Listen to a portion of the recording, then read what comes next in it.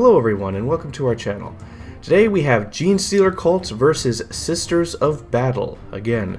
So let's get into the armies, and if you like the video, share it if you want to share it, comment if you want to comment, if we get anything wrong, and subscribe for more.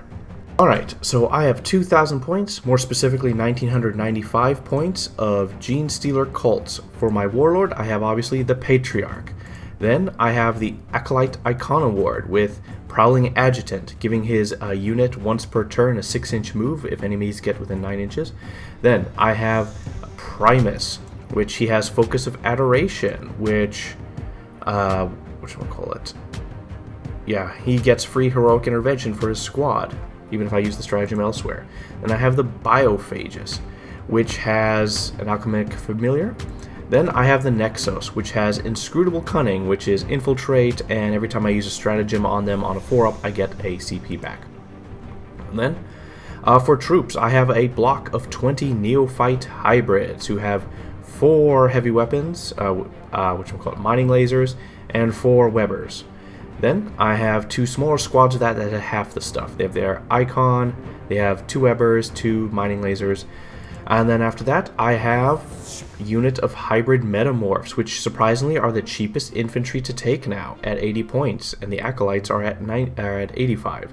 So a banner, just cause, hand flamers for everyone else, and melee weapons for the leaders. And then I have 2 units of Atlan Jackals and a Wolf Squad. The Wolf Squad has the Incinerator. They have 3 with power weapons and 1 with a grenade launcher, and it's the same for the other squad. Then I have 3 units of Genestealers, a 10-man, 2 5-man. And I have a 10-man unit of Aberrants and an Aberrant Hypermorph. And then I have a Goliath Truck and a Goliath Rock Grinder. And that is 2,000 points of Genestealer cults. And this is my Sisters of Battle army. I'm trying to go for a list that can accomplish fixed objectives, which means I need to have a presence on the midboard. So while I do have 2 Exorcists for some attrition damage over time, I have Morven Vol for heavier damage, a Castigator with autocannons, a squad of 10 Arcoflagellants, which with that 4-up feel no pain, 2 wounds, take quite a beating. Alongside those, actually, I have a squad of Celestian Sacrosancts, who with Junith are -1 to hit, -1 to wound, and have a 4-up invuln as well as a 3-up armor save. So they're surprisingly tanky, and they get me a CP per turn that I can feed into any of my many shenanigans. I have a Calidus Assassin and a Seraphim squad for objective play, 2 Crusaders as well, and then 2 3-man squads of Flagellants. And then of course I have the Triumph. Alongside the Triumph, I'm going to have an Emulator Combat Squad and a Battle Sister squad. This will be great because the Dialogus in that combat squad in the Emulator is going to have the Saintly Example, so when they die, I get an extra D3 Miracle Dice. If I'm within 6 of the Triumph, I can turn those into 6s, depending on what abilities I use.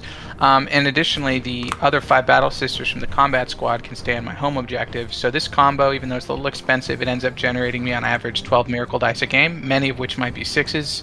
Then I have the Palatine Dialogus Battle Sisters combo that can turn Melt-A-Shots with lethal hits into, any 3 Miracle Dice is 3 automatic Melt-A-Wounds, and then any damage is automatically 6 if she's within 6 of the Triumph. So pretty well-rounded list, going for some fixed stuff. I can pressure flanks, I might have some cool reserve shenanigans, but yeah, we'll see how it goes. Right, so for the mission today, Hammer and Anvil. Then, after that, Hidden Supplies, which basically we spawn 2 markers, delete the center, spawn 2 markers going away from the center towards the corners of the battlefield. And then we have Taken Hold, which is Control 3. Yeah, and that is the mission. Alright, so for secondaries, I have chosen Tactical, because I can't really think of any fix to do. What about you? I am going fixed cleanse, which is great on this mission rule, Hidden Supplies, where there's actually an additional objective, so it makes it a little bit easier to cleanse safely, 2 objectives a turn, and deploy Teleport Homers, which has me getting either in the center of the battlefield or his deployment zone. These are actually very good for this because the deployment zone is so big that it's often a lot easier to sneak a Calidus back there to deploy for 4. And also because there's no objective on the center, often there's going to be a little less pressure, so I can send units there to cleanse. Even if they get shot off the face of the earth, I have enough chaff that I can probably score it every turn. All right, and that was our secondaries. So we had some technical difficulty. Apparently we filmed at the same time that Steam does its server shut-off thing, and it cut us off in mid deployment. So essentially what's happening is, for Genestealer cults, this was a huge back and forth because there's no cover. We had to decide what is to sacrifice, what's going out there, stuff like that. And so, as for me, I was placing my guys to be able to quickly take objectives and rush forward. I placed my Genestealers, big ones, out in the front as a bait, sort of, and then he kind of put some guys around there to deal with them. I then restructured a lot of my guys to be able to take objectives, do secondaries and stuff like that, my bikes in the back. And then essentially it was just counter placing him, trying to avoid line of sight as best I could. Some as bait, some as for counterplay and stuff like that. And then after my deployment, I used my Primus's ability to send 3 units to redeploy them or send them in strategic reserve. I sent my orange squad of neophyte hybrids into strategic reserve. I had my red Genestealers move up to the north half instead of the middle, and then I had my blue brick of neophytes take the very middle of the board where they had more line of sight and potential targets and stuff like that. And that was my deployment. What about you? Yeah, well, it's difficult with a map like this, Hammer and Anvil, with all these objectives, with how open everything is. And with him having huge threat ranges, his jackals are going to scout 9 inches, his neophytes and everything else is infiltrating. So my choices were either stay completely back and cede the first, pretty much 2 turns to him, or place units in a way where even if I get alpha striked, I can kill the units that alpha strike me, and then obviously if I go first, that would be incredible. So I mean, I'm not going to say the matchup's heavily skewed to whoever goes first, but certainly they'll have an advantage. Yeah, so really tricky deployment this game. Mm-hmm. Who goes first, who goes second? So I will say, if I go first, I'm deleting some of your scrub squads, your chaff, which actually is very important for doing your secondaries and other objectives and stuff like that. But I'm taking half the board. I'm in melee turn 1 on maybe not this part of the battlefield, but this part definitely. And then the rest of my units move up for support. That would be my first turn if I went turn 1. If I went second, some of my guys are going to die, but I'm going to try to bait you out a bit, try to stall, and take as little damage as possible with what stratagems I can do. Then I will, then be in a good position for counterplay, and yeah, he'll be closer to me. So that's what I think. What about you?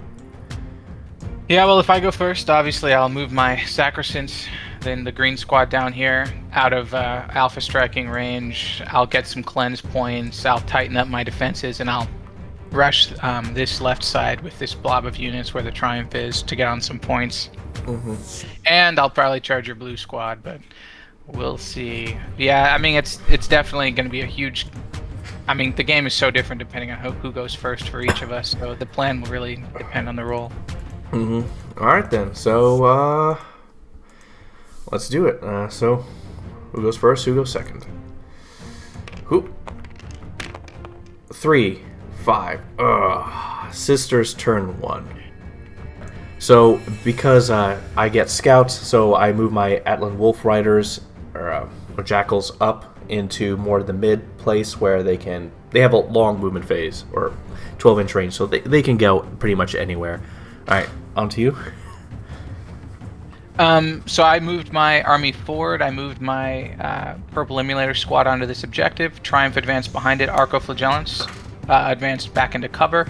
This red sister squad moved forward to either charge this blue neophyte squad or activate their move D6. And yeah, Juna's squad kind of retreated towards the point. I set out some screens for her if he doesn't get enough shooting over there. Calidus moved back. And that's it for the movement.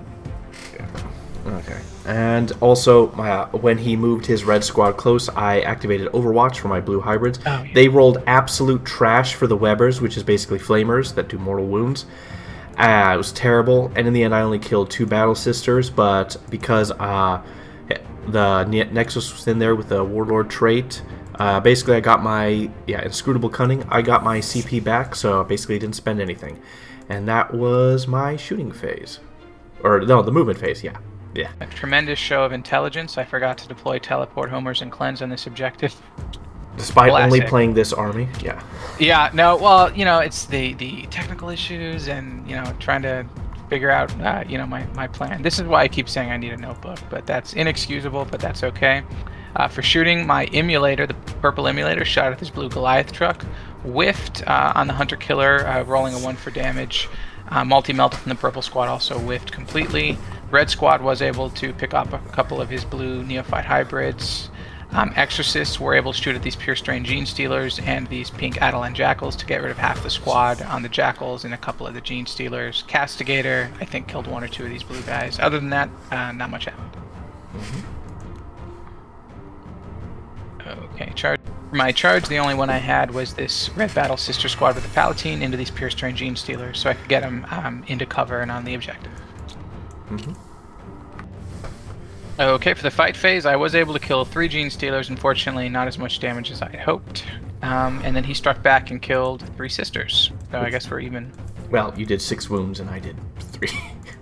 So, yeah. Yeah.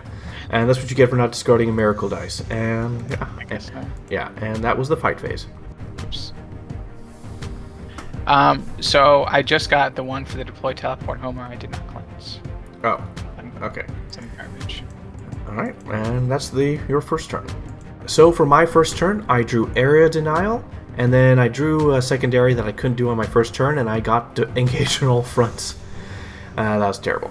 So moving on from that, essentially, so my purple Atlan, or my pink Atlan Jackals moved towards the bottom, and they got within 6 inches of his purple Battle Sister squad that's next to the Emulator, and I forgot to do it immediately, but I do it afterwards. I basically do 1 mortal wound to that squad, because that's what they do, drive-by demolitions. So that was good. After that, my Aberrants got out of the Goliath truck, got an extra 3-inch movement, and so they moved up 9 inches. My opponent then overwatched and did, well, with his Emulator, which has the Flamers, and did 1 wound to 1 Aberrant. After that, up top, my red Pure Strain Genestealers ran, got 13-inch movement. My purple Genestealers ran, got 12-inch movement. My Atlan Jackals moved towards the, towards his orange Arcoflagellant, or purple Arcoflagellant, and the Goliath Rock Grinder moved up 12 inches as well. My Goliath Truck didn't bother moving because it didn't need to. And my Neophyte Hybrids, I forgot about Area Denial to the very end, and I just, off the camera, moved them forward so they would get Area Denial, and they regenerated 4 dudes because of the Icon Cult. And that was the movement phase. So for the shooting phase, I started from the bottom. So the Goliath Truck fired his weapons at the purple squad, hit them, killed a good amount of them. Then the Atlans with the Wolf Quad fired their incinerator into them and brought them down to just 2 guys. Then moving up top, my Atlan with power weapons, or they fired their flamer and their grenade launcher into his 2 Crusaders that were screening, wiped them out. Then my Goliath Rock Grinder fired his clearance incinerator into his 3-man orange Arcoflagellants and wiped the squad with the flamer and the heavy stubber. The heavy stubber actually did something. And then the blue Neophytes mag dumped the Triumph of St. Catherine and did 1 wound because he used miracle dice to save them. And that was my shooting phase. So for the charge phase, I started off with my Patriarch and his Genestealers. They charged the green squad. They failed. I spent a CP to re-roll that. Made it in on a 9. Then I had my Atlan Wolfguard attack his Arcoflagellants, which are the same color. And they rolled a 3. And they made it in because they were with it that close. Purple Pure Strain charged the green squad, but they failed. They needed a 10.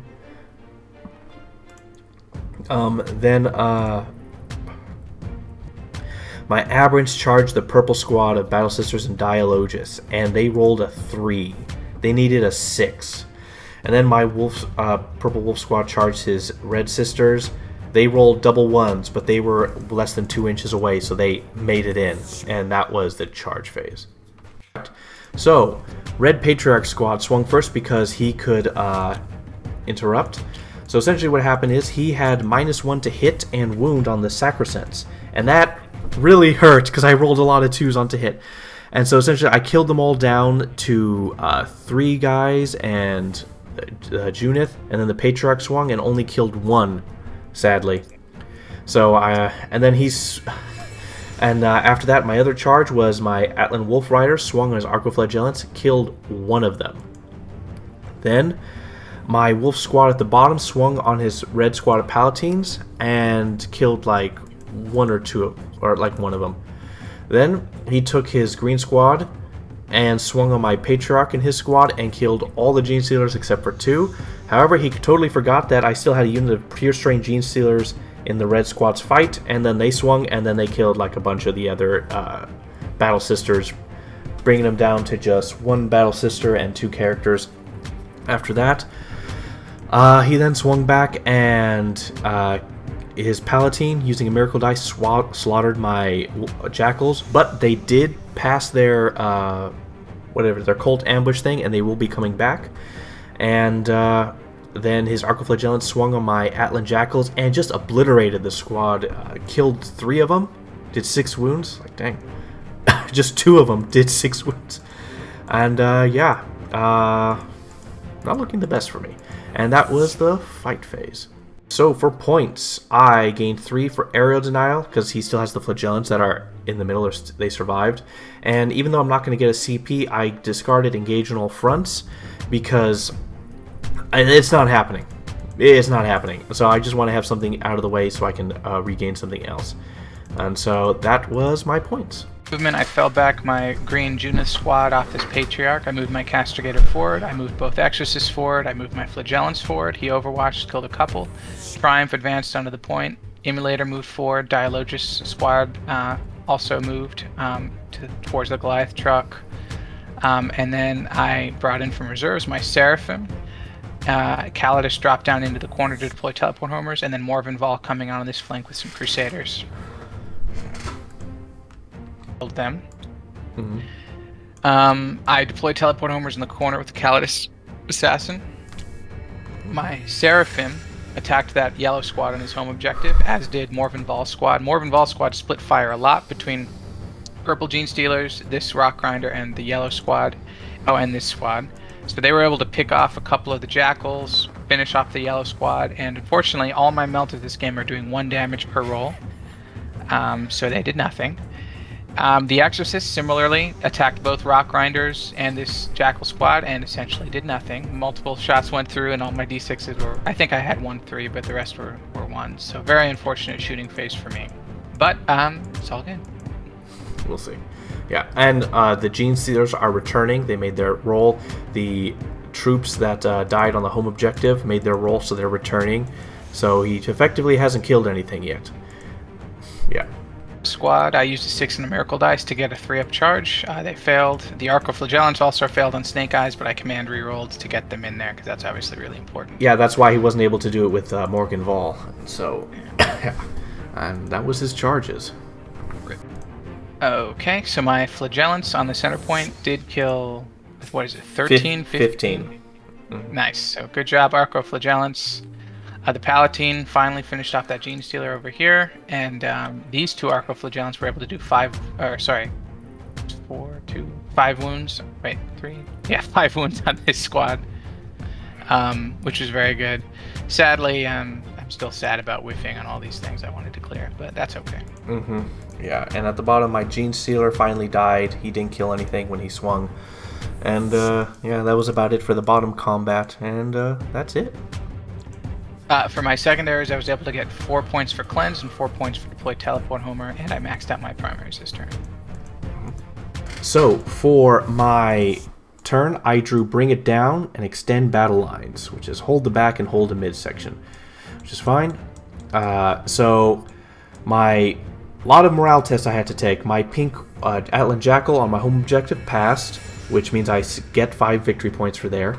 My my Brick of Neophytes, that's only a few guys left, passed theirs, because the Icona Ward has a 6-up leadership. My Atlan Wolf Quad with 1 wound left passed his. And yeah, everyone who took the test passed. When it came to movement, so the Atlan Jackal moved up. Then my Hybrid Metamorphs and the Primus got out of the Rock Grinder and moved up towards to engage Morgan Vol. Rock Grinder moved up as well. And I moved my Neophytes back onto the objective I had there. And my opponent overwatched the Rock Grinder, like, it was a little bit slow on it, but he did it. And so a lot happened there. So essentially what happened was he fired all his Meltas and he gets reroll to hit and wound, which is stupid. And he basically, he would have killed it, so one of our grenade launcher shots went through and it would have failed, but it was going to auto pass it to 6. I thought it was only a D3, so I spent a CP to re-roll it, and I passed it because it was a 50-50 chance. And so in the end, my opponent did absolutely no damage to the grinder, but he did cost me a CP. But in the command phase, I knew I forgot something. Since it didn't matter then, there was no real change. The Acolyte squad that was on the objective at the back got to roll D6, and on a 4-up, they would get a CP, and I did, so that's why I now have 2 CP in the end after spending 1 for a reroll. Yeah, and then my Pure Strain Genestealers moved up to deal with the Paragons. My Aberrants are just chilling there, waiting for their turn to charge, and yeah. So, for the shooting phase, at the bottom, my Teal Goliath Truck mag dumped the Immolator, did 3 damage to it with its autocannons. Then my Biophagus and the Aberrant squad fired at the Dialogus and Battle Sisters, did nothing. He whiffed his shots. Then my Neophytes, they had 5 guys or 6 guys come in, and they rolled a heavy weapon, so they fired their Webbers and killed 2 of the Arcoflagellants. So that was pretty good. Then my Hybrid Metamorphosis fired their Flamers into the Morgan Vol squad, did nothing. I did spend a CP later to do the grenades. Apparently you have to do that before shooting, but my opponent allowed it, so learning. And I managed to do 2 mortal wounds to them. Then my Goliath Rock Grinder fired his Clearance Incinerator, did nothing. Then fired his Catch of Demolition Charges and did 2 wounds to him. My opponent failed 1, did 2 wounds, and so a character or one of the models died, and then he used a miracle die to save the other. And that was the shooting phase. So for the charge phase, my Goliath Rock Truck charged Morgan Vol and her squad, and so I spent my last CP to be able to do Tank Shock. I got 12 dice, and I did 5 mortal wounds. Then the Goliath Rock Grinder itself has its own version of it, which is 6d6. And on a 4-up does mortal wounds. And basically, I wiped out the squad and Morgan Vol is all alone. But I ain't risking anything. So the Primus and his Metamorphs charged, and then the Genestealers charged. So hopefully they'll be able to do it. And then my Aberrants just took 2 steps forward and finally are getting into combat.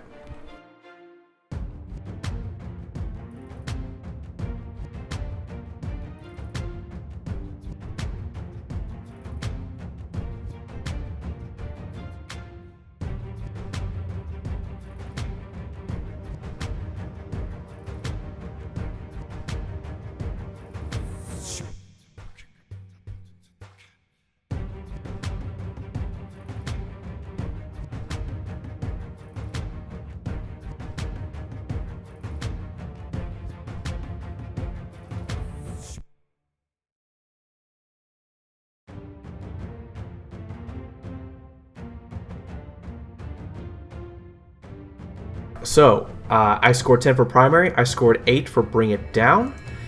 Extend Battlelands, I would have gotten it, but it was counted at the end of the turn and not the beginning, and I didn't have my home objective at the end. So, oops.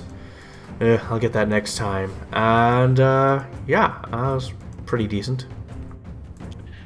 So in my movement phase, I'm sweeping towards the middle of the board. Triumph and this red squad moved over. He overwatched my red sister squad and was able to kill off the last sister, plus 1 wound on the Dialogus. Castigator moved up. Calidus coming down, popped 2 of his homers, but he has an ability that allows him to move 1, and then he brought down all of his Yeah, the Nexos allows me at the beginning of each command phase move one 6 inches, so I move one far away to try to make it so that's at least one would survive. He'd have to make a choice. And then the Acolyte Arcana Ward can move one if it's destroyed within 12 inches of him and 9 inches away from an enemy. And so in the end, I brought back my Atlan Jackals and 2 squads of Genestealers. My Neophytes are not coming back. Yes.